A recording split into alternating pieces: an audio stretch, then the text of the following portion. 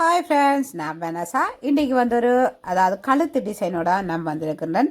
இந்த கழுத்து மாடல் நார்மலாக நீங்கள் வெட்டி தைக்கும் போது முன்னுக்கு கொஞ்சம் அந்த கொட்டணுமா போல் இருக்கும். அதாவது நாங்கள் எப்படித்தான் வெட்டி தைச்சாலும் அது முன்னுக்கு கொட்டணுமா போலான்னு இருக்கும்.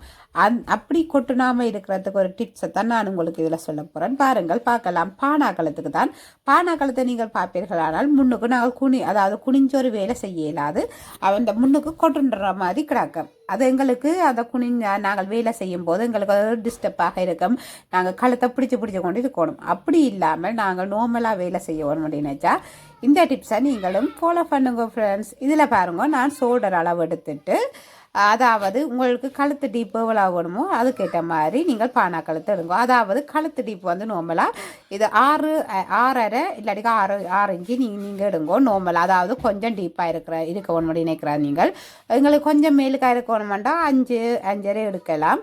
எடுத்து போட்டு அதிலிருந்து நீங்கள் அந்த எல்படை கீறுங்கோ. எல் படிவில் நீங்கள் கீறி போட்டு அதிலிருந்து காய்ஞ்சி, அதாவது அகல சைட்டிலேருந்து நீங்கள் காய்ஞ்சி உள்ளுக்கா, அதாவது கொஞ்சம் அந்த பானா களத்துலேருந்து நீங்கள் கீறினதுலேருந்து கொஞ்சம் வெளியில் எடுக்கணும். அதாவது காய்ஞ்சி எடுத்து போட்டு நீங்கள் அதை ஜாயின் பண்ணுங்க. அதாவது ஷோல்டரோட நீங்கள் ஜாயின் பண்ணுங்க. இவ்வளவுதான் வேலை. இப்படி நீங்கள் ஜாயின் பண்ணும்போது உங்களோட ஷோல்டர் அந்த முன்னுக்கு நெஞ்சடி அந்த கீழே விழாத மாதிரி இருக்கும். அதாவது நீங்கள் வேலை செய்யும் போது அந்த கவிழுற மாதிரி இருக்காது. அந்த கழுத்தடி நல்ல ஒரு ஃபிட்டாக இருக்கும். அதே நேரம் பார்க்க வடிவாகவும் இருக்கும். நீங்கள் இந்த மெத்தடை ட்ரை பண்ணி பாருங்கள் ஃப்ரெண்ட்ஸ். இப்படியான டிப்ஸுகளை பார்க்கணும் என்றால் வெனசா சங்கர் என்ற யூடியூப் சேனலை லைக் பண்ணி, ஷேர் பண்ணி, சப்ஸ்கிரைப் பண்ணி தொடர்ந்து வாருங்க ஃப்ரெண்ட்ஸ்.